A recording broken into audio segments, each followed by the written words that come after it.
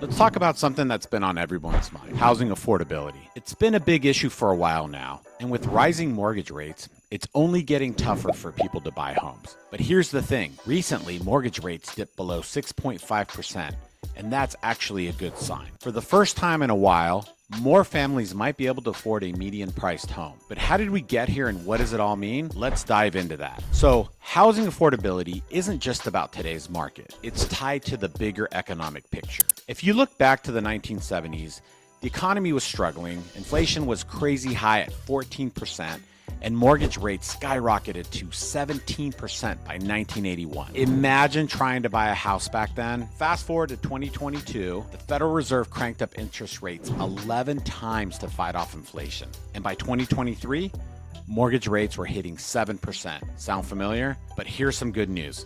Those rates recently dropped below 6.5%, which means more people might be able to step back into the housing market. Why is that? Well, at rates below 6.5, the average American family can afford a median-priced home without spending more than 25% of their income on mortgage payments. Now, if you're wondering how we measure affordability, the National Association of Realtors has a couple of tools: the Housing Affordability Index and the payment-to-income ratio. They basically tell us if the typical family can afford a home or not. The HAI looks at how median prices, median family income, and mortgage rates play together. If the HAI hits 100, it means a family with a median income can afford a median-priced home. Anything above 100, homes are more affordable. Below 100, not so much. So where do we stand today?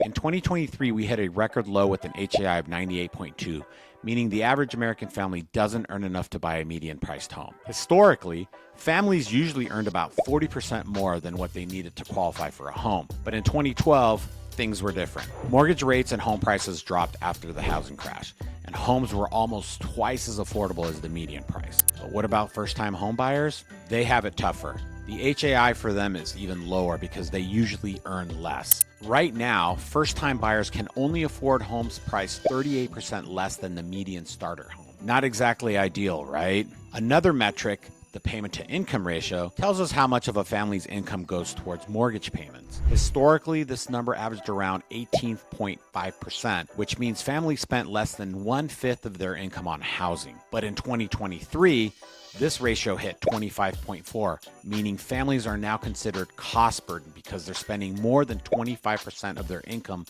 on mortgages. Now, for first-time buyers, it's even worse. They're shelling out 40% of their income just to make those mortgage payments. What does this all mean? Well, fewer people can afford to buy homes now. Back in 2021, when rates were super low, about 55% of households could afford a median-priced home. Today, that number has dropped to just 33%. Since 2021, around 28 million households have been priced out of the market. And for renters looking to buy their first home, it's even bleaker. Only 17% can afford to make the leap from renting to owning, compared to 42% in 2019. This drop in affordability isn't just a bummer for those trying to buy a home. It has long-term consequences. Home ownership is one of the biggest ways people build wealth. Over the past decade, homeowners have gained over $200,000 in wealth from home price appreciation alone. But if you're stuck renting, you may miss out on that. Instead of building wealth, you're just paying rent without getting any closer to owning an asset. So, as we move forward, we need to keep an eye on these trends.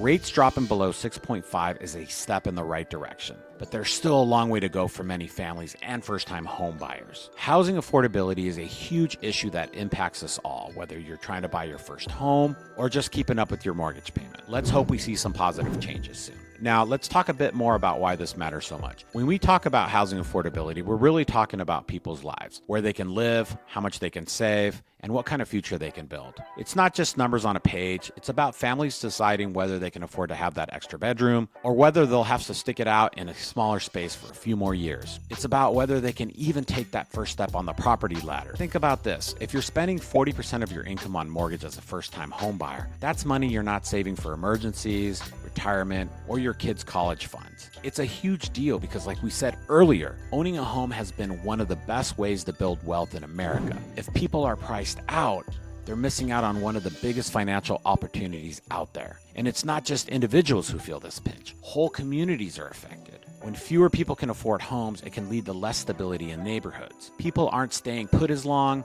They're renting instead of buying, which means they're less likely to invest in their local community. This can impact everything from school funding to local businesses. Another thing to consider is the ripple effect on the economy. When people can't afford homes, demand for new homes go down, which can slow the construction industry. That means fewer jobs and less economic growth overall. It's all connected. So what's the way forward?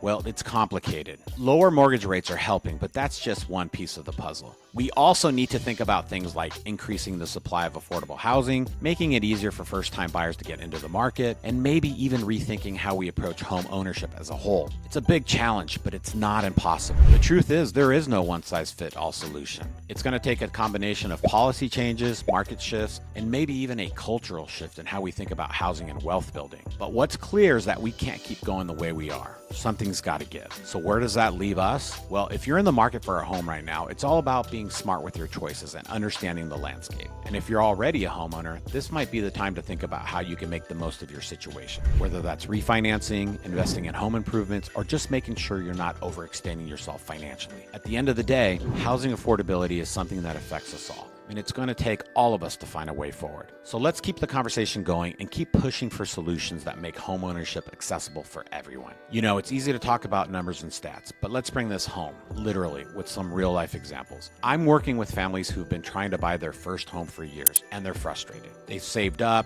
they've been careful with their money, but every time they think they're ready to make a move, the market shifts. Suddenly, that house they had their eye on is out of reach because mortgage rates ticked up again, or prices in their area spiked. One of my clients I know was all set to buy their dream home last year. They had their down payment ready, but when they sat down with their lender, they realized their monthly payment would stretch them way too thin. They had to make a tough call and back out, which was heartbreaking. They're still renting, and now they're wondering if they'll ever be able to afford a home in their neighborhood. And they're not alone. This is a story I'm experiencing more and more. Then there's the other side of the coin. I work with some folks who bought their homes years ago when rates were low and prices were more reasonable. They're sitting on a lot of equity now, and while that's great for them, it highlights the growing divide between those who got in at the right time and those who are struggling to catch up. It's almost like two different worlds, those who are set and those who feel like the door is closing in on them. So what can we do about this? Well, if you're in the market, whether you're buying or renting, you got to stay sharp. Keep an eye on market trends, and don't be afraid to explore different options.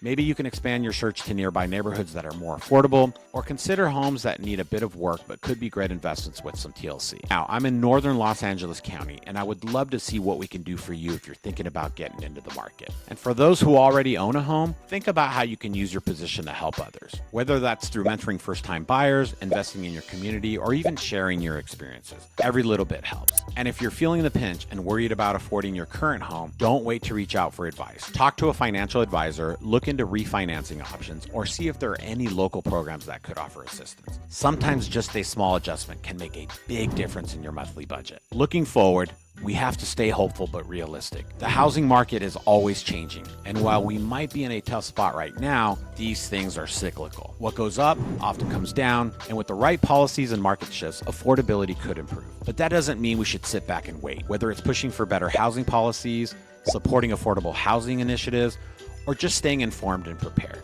we all have a role to play. Remember, homeownership isn't just about having a place to live. It's about building a foundation for your future. It's about stability, security, and yes, building wealth over time. So if you're on this journey, keep going. It might take longer than you'd like, and the path might be bumpy, but with persistence and a bit of strategy, you can get there. Wrap it all up. Housing affordability is a big issue that affects everyone differently. Whether you're trying to buy your first home, keep up with your mortgage, or help someone else navigate the market, it's important to stay informed and proactive. The market might be tough right now, but with the right approach, there are still opportunities out there. So let's keep talking about these issues, sharing our stories, and finding ways to make homeownership accessible for everyone. After all, a home is more than just four walls and a roof. It's a cornerstone of a secure, fulfilling life. Thanks for watching, and I'll see you in the next video.